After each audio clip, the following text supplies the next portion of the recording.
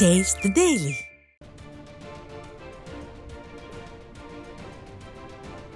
அதிமுக முன்னாள் அமைச்சர் ஜெயக்குமார் செய்தியாளர்களை சந்தித்து வருகிறார். அதனை நேரலையில் பார்க்கலாம்.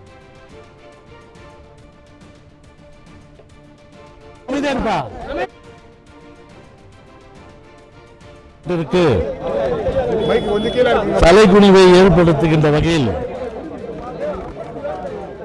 தமிழர்கள் அத்தனை பேருமே வெற்றி தலைகுனியக்கூடிய வகையில் ஒரு கொடுஞ்சம்பவம் வரலாற்று சிறப்புமிக்க அண்ணா பல்கலைக்கழகத்தில் நடந்தது என்பது ஒரு கண்டிக்கத்தக்க, மனித சமுதாயம் ஏற்றுக்கொள்ள முடியாத ஒரு பெரும் குற்றம்.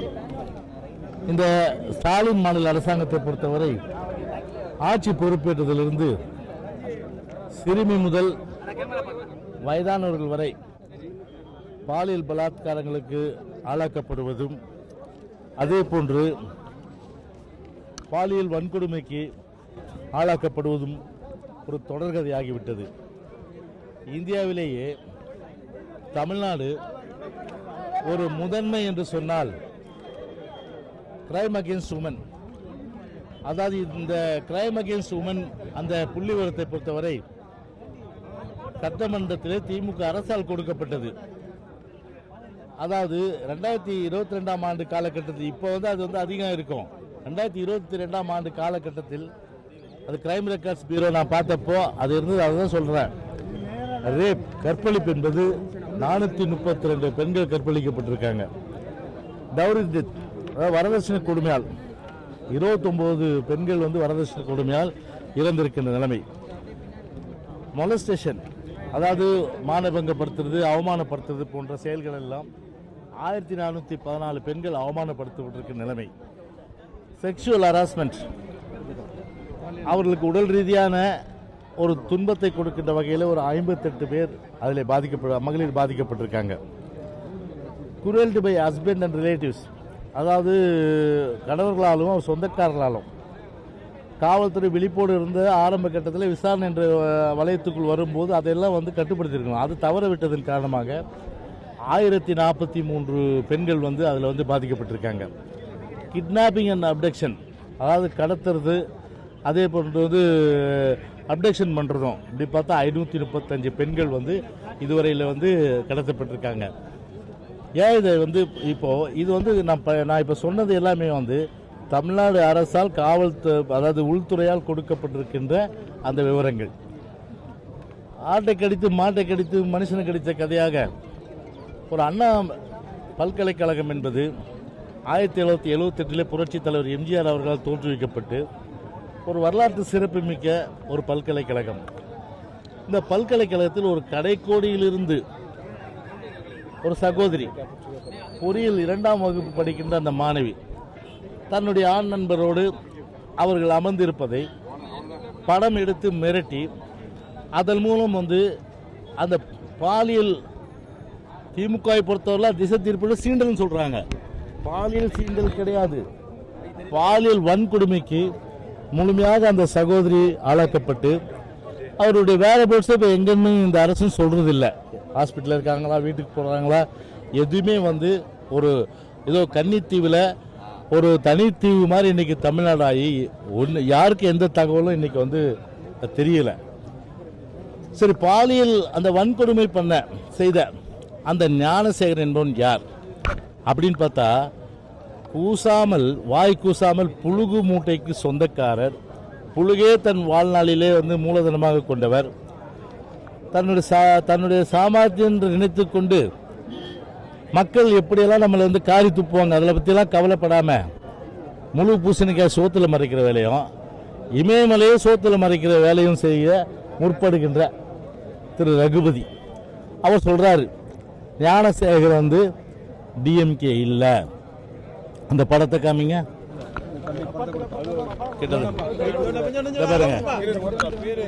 இதுல கூட்டம் நடந்து அந்த கூட்டத்திலே அந்த ஞானசேகரன் பேர் ரவுண்டு வச்சு அந்த வட்ட செயலாளருடைய ஆசீர்வாதத்தோட திமுக ஆசீர்வாதத்தோட கிட்டத்தட்ட வந்து 1/9/2024 1/9 இன்னொன்று பாருங்க, இது பிடிக்கும்பா. இன்னொன்று ஒரு நிமிஷம் தம்பி, ஒன்றுன்னா இதுவும் வந்து பார்த்தீங்கன்னா அவருடைய இன்னொரு கூட்டம், அதாவது 170 திமுக சார்பில் வந்து, அதாவது உதவாநிதி ஸ்டாலின் பிறந்த நாளை முன்னிட்டு ஒரு மீட்டிங்கு.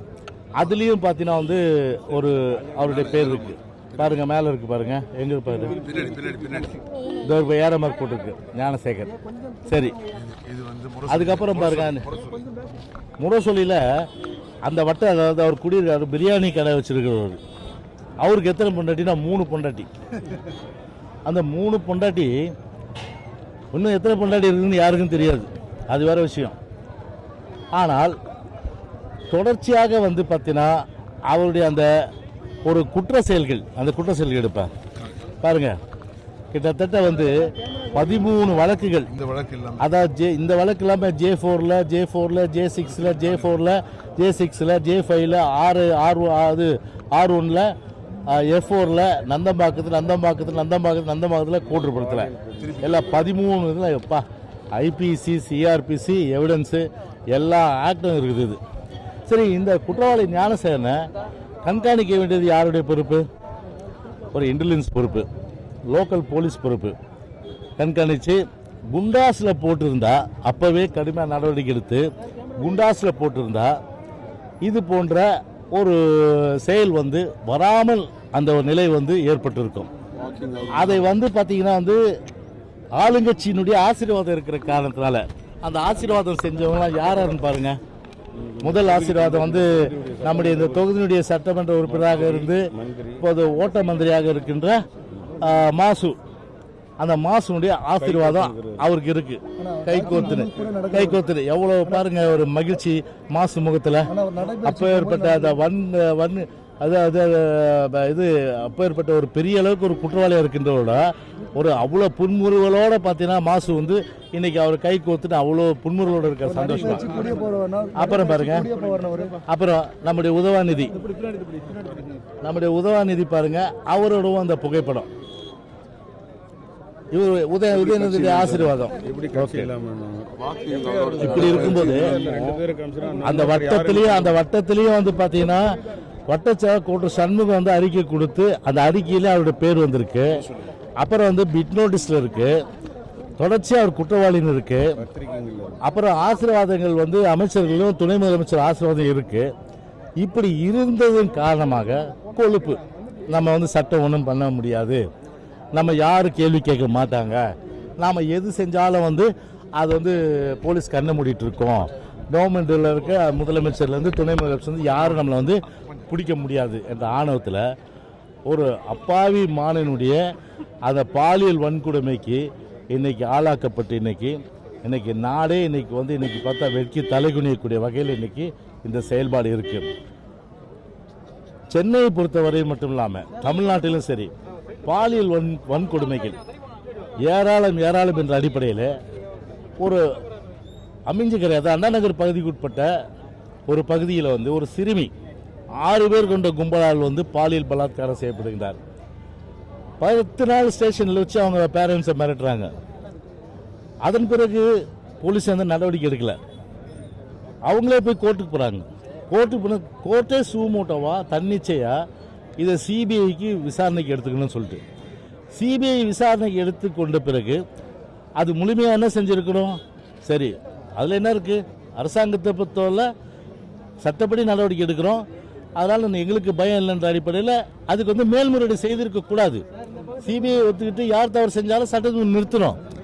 அதை விட்டுட்டு சிபிஐ மேல்முறையீடு செஞ்சதை எடுத்து அப்பீல் போற ஒரு அரசாங்கம் இன்றைக்கு வந்து இருக்குன்னா எப்படிப்பட்ட ஒரு கேடு கட்ட, ஒரு மானங்கட்ட, ஒரு பெண்களை பாதுகாக்காத, ஒரு வன்கொடுமைக்கு இது பாலியல் வன்கொடுமைக்கு வந்து உடந்தையாக போகின்ற ஒரு சூழ்நிலை இன்றைக்கு தமிழ்நாட்டு மக்கள் இன்றைக்கு ஒரு பெரிய அளவுக்கு வந்து இந்த ஆட்சி இன்றைக்கு வந்து காரி உமிழ்கின்ற ஒரு நிலை தான் இன்றைக்கு இருந்து கொண்டிருக்கின்றது. சரி, அது ஒரு பக்கம். சரி, இந்த ஞானசேகரன் அண்ணா யூனிவர்சிட்டி எப்படிப்பட்ட இடம்? அது சாதாரணமாக நீங்களே போக முடியாது. ப்ரெஸ் போக முடியுமா அண்ணா யூனிவர்சிட்டியில்? ப்ரெஸ் போக முடியாது. அப்படி ப்ரெஸ் போகணும்னு அவ்வளோ கஷ்டமான இடத்துல அண்ணா யூனிவர்சிட்டியில் எப்படி வந்து சர்வசாதாரணமாக அந்த இது பொறுக்கி ஞானசேகரன் வந்து உள்ளே போக முடியும்? 8 மணிலேருந்து நைட் டயத்தில் யார் அலோவ் பண்ணுது? அதை இதே கவர்னர் மாளிகையில் வந்து பெட்ரோல் குண்டு வீச்சுன்னும் போது சிசிடிவி ஃபுட்டேஜ் எடுத்து வெளியிட்டீங்க. ஏன் இதுக்கு வந்து சிசிடிவி ஃபுட்டேஜ் ஏன் இதுவரை வெளியிடலை? அதான் இப்போ தமிழ்நாட்டு மக்களுடைய கேள்வி, பொதுச்செயலாளருடைய கேள்வி. சிசிடிவி வெளியிடுங்க. சிசிடிவி வெளியிடுறதுக்கு கூட பயம். ஏன்னா அதில் சம்மந்தப்பட்டவங்க மாட்டுவாங்க. இப்போ லேட்டஸ்ட்டாக ஒரு இன்ஃபர்மேஷன், அந்த பாதிக்கப்பட்ட மாணவி இவன் சொல்லியிருக்கான அந்த ஞானசேகரன் என்னன்ட்டுன்னு கொஞ்சம் சார் ஒருத்தரோட அட்ஜஸ்ட் பண்ணிக்கன்னு சொல்லிட்டு கேள்விப்பட்டீங்களா? அதனால் யார் அந்த சார் தெரிஞ்சாகணும், நாட்டு மக்களுக்கு தெரிஞ்சாகணும், உண்மை வெளிப்பட்டாகணும். யார் அந்த சார்? மாணவி கொடுத்த ஸ்டேட்மெண்ட்டு ஏன்னா முழுமையான அளவுக்கு உண்மை வெளிவரணும்னா உண்மையிலே வந்து இந்த விஷயங்கள் வெளிவர வேண்டும் என்று சொன்னால் முழுமையான அளவுக்கு ஒரு சுதந்திரமான நியாயமான ஒரு விசாரணை இருக்கணும். ஆனால் இந்த இந்த ஸ்டாலின் மாடல் அரசாங்கம் தன் கட்சிக்காரனாக இருக்கிற இந்த ஞானசேகரனை காப்பாற்றுவதற்கு எல்லாவித முயற்சிகளும் எடுக்கின்ற அந்த நிலையில் ஜனநாயகம் செத்து போச்சு. தமிழ்நாட்டில் ஒரு ஆட்சின்னு ஒன்று இருக்கா? இல்லை. கண்டிப்பாக ஒரு ஹிட்லர் ஆட்சி, சர்வாதிகார ஆட்சி, இடியமின் ஆட்சி தான் இன்றைக்கி வந்து தமிழ்நாட்டை பொறுத்தவரை ஒரு சர்வாதிகார ஆட்சி இன்றைக்கி நடந்து கொண்டிருக்கிறது. எனவே சிசிடிவி ஃபுட்டேஜை ஆய்வு செய்து யார் அவனை வந்து உள்ளே அனுப்புது, அண்ணா யூனிவர்சிட்டியில் யாரெல்லாம் வந்து இதுக்கு வந்து தொடர்பு, ஒரு நண்பர்களோட பழகுனா அவன் வீடியோ எடுக்கிறது, அந்த வீடியோ எடுத்துகிட்டு உடனே என்ன பண்ணுறது, ஃபேஸ்புக்கில் போட்டுருவேன், உங்கள் வீட்டுக்கு சொல்லிவிடுவேன், நீ வந்து எனக்கு ஈல்ட் ஆகும் அப்படின்னு சொன்னால் அப்படிப்பட்டவரெலாம் சும்மா விடலாமா இன்றைக்கி நாட்டில்? அந்த அளவுக்கு இன்றைக்கி வந்து பார்த்தீங்கன்னா இன்றைக்கி வந்து ஒரு ஆளுங்கட்சின்ற அந்த ஆசீர்வாதத்தோடு இன்றைக்கி ஒரு கொடுங்கோன்மை அரங்கேற்றிருக்கப்பட்ட நிலையில் இன்றைக்கி ஒரு முழுமையான சுதந்திரமான ஒரு நியாயமான விசாரணை செய்து அந்த தண்டனை என்பது ஒரு கடுமையான அளவுக்கு இருக்கணும். புரியுதுங்களா? ஏற்கனவே வந்து இவனை குண்டாஸில் போட்டிருந்தாலே, ஒரு கண்காணிப்பு பட்டியலில் போட்டு உள்ளே தள்ளியிருந்தாலே இந்த பிரச்சனை இருந்திருக்காது. ஆனால் அதை செய்ய தவறிய இந்த அரசு, காவல்துறை முழுமையான அளவுக்கு இதற்கு வந்து பொறுப்பேற்க வேண்டும் என்று தான் இந்த நேரத்தில் நான் வந்து கேட்டுக்கிறேன். சிசிடிவி ஃபுட்டேஜ் வந்து ஒரு வெளியிடுவதன் மூலமாக தான் வந்து முழுமையான அளவுக்கு வந்து உண்மைகள் வந்து வெளிவரும். அதான் இப்போ 2 பேர் மேலே எஃப்ஐஆர் போட்டிருக்காங்க. இன்னொரு யாரும் சொல்ல அதான் இல்லை, இவர் அந்த 2 பேர் எஃப்ஐஆர்ல ஒருத்தர் ஒன்றும் பிடிக்கல. ரெண்டாவது அந்த சார் யாரு அதுவும் தெரியணும்ல, அதுவும் போலீஸ் கண்டுபிடிச்சு சொல்லணும். அதை ஆமா இன்னும் அந்த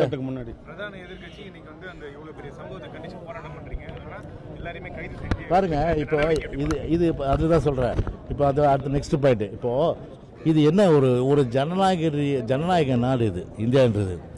ஒரு தமிழ்நாட்டில் சர்வாதிகாரம் வந்து மேலோங்கி ஒரு பெரிய அளவுக்கு வந்து ஒரு ஜனநாயக குரலாக ஒரு பாதிக்கப்படுகின்ற குரலை கூட ஒரு பிரதான எதிர்க்கட்சியால் எடுத்துரைக்க முடியல என்று சொன்னால் என்ன ஆட்சி நடக்குதா? இன்னைக்கு காட்டாட்சி தர்பார் இன்னைக்கு நடந்துட்டு இருக்கு.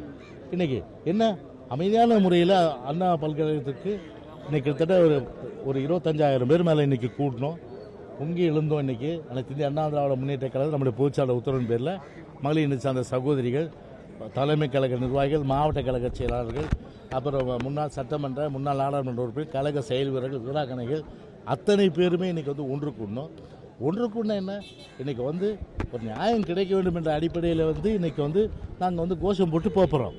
ஆனால் எவ்வளவு பெரிய கெடுபிடி தான் காலையில் கேட்டோம். சரி, தடை செய்யப்பட்ட பகுதின்னு இதை சொல்கிறீங்க நீங்கள். அப்போ கவர்னர் மாளிகை முன்னாடி டிஎம்கே ஆர்ப்பாட்டம் பண்ணுச்சு, அதுக்கு வந்து நீங்கள் வந்து கேஸை போட்டிங்களா அவங்க மேலே? அதுக்கு அனுமதி அனுமதி நீங்கள் வந்து இப்போ இது கேஸை போட்டிங்களா? கேஸை போடலையே. அப்புறம் சிபிஎம் நடத்துது, பிசிகே நடத்துது, காங்கிரஸ் நடத்துது. இத்தனை பேரும் வந்து பார்த்தீங்கன்னா அந்த சாலையில் வந்து கவர்னர் மாளிகை அருகே வந்து பார்த்தீங்கன்னா நடத்தும்போது எங்களுக்கு மட்டும் பார்த்தீங்கன்னா இன்றைய அளவுக்கு வந்து பார்த்தீங்கன்னா காலையிலிருந்து பெரிய அளவுக்கு கெடுபிடியாகி, அதுவும் பார்த்தீங்கன்னா ஒரு முன்னேற்பாடாக என்ன பண்ணியிருக்கணும், ஒரு மிகப்பெரிய இயக்கம். ஏன்னா இப்போ இது சுப்பிரமணியசாமி கட்சி, இது 2 கோடி தொண்டர்களுக்கு கொண்டிருக்கின்ற மாபெரும் இயக்கம் அனைத்து இந்திய அண்ணா திராவிட முன்னேற்ற கழக இயக்கம். எப்படி இருந்தால் ஒரு பெரிய அளவுக்கு வந்து ஒரு தீப்பற்றி எரிகின்ற அளவுக்கு மிக பிரதான பிரச்சனையாக, நாடே பற்றி எரிகின்ற பிரச்சனையாக நிர்பயா போன்ற அந்த வழக்கு போல உள்ள அந்த பிரச்சனையை இன்றைக்கி தமிழ்நாடே இன்றைக்கி வந்து ஒரு கவலைக்குள்ளாக வெட்கி தலைகுனியக்கூடிய ஒரு விஷயத்துக்கு வந்து இன்றைக்கி 25,000 பேர் வருவாங்க இல்லையா? அந்த 25,000 பேர் 30,000 பேர் வர்றதுக்கு அரெஸ்ட்டுக்கு நாங்களாம் பயந்தோமா? கேஸ் எத்தனை வேணாலும் எவ்வளோ வேணாலும் போடு, எத்தனை எஃப்ஐஆர் வேணாலும் போடு, எங்களுக்கு அதை பற்றி கவலை இல்லை. ஆனால் நீங்கள் அரெஸ்ட்டுன்னு சொல்கிறீங்க, நாங்கள் எங்கேயும் ஓடல வாங்க சொல்லிவிட்டு நாங்கள் எங்களுடைய ஜனநாயக கடமை செஞ்சுட்டு வண்டியில் ஏறுறோம். வண்டியில் ஏறின எத்தனை வண்டி? 4-5 வண்டி, 25,000 பேருக்கு 4-5 வண்டியில் எப்படி ஏற முடியும்? அதில் பார்த்தா நாங்கள்லாம் ஏறின மாவட்ட செயல் நான்லாம் ஏறின வண்டியில் 350 பேர். ஒரு பஸ்ஸில் 350 பேர் போக முடியுமா தம்பி? 350 போக முடியாது.